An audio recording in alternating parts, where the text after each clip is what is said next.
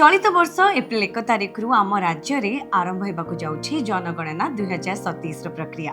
यह गणना संपूर्ण भाव डिजिटल करा जिवो। प्रथम थर सो गणनार निष्पत्ति नहीं आम सरकार।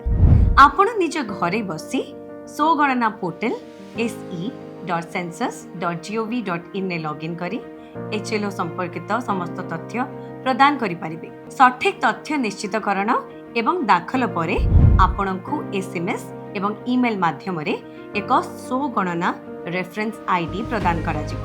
जेतेबेले आम राज्य रे एप्रिल 16 तारिख रु जनगणनार प्रथम पर्याय आरंभ हेबो सेतेबेले जनगणनाकारी आपणको घरको आसीबे एवं आपणको घरर HLO समाप्त करिबा पई आपणको दिया जायतिबा ई रेफरेंस आईडी टी ताकू शेयर करिबे। सो गणना जनगणनारु जनकल्याण।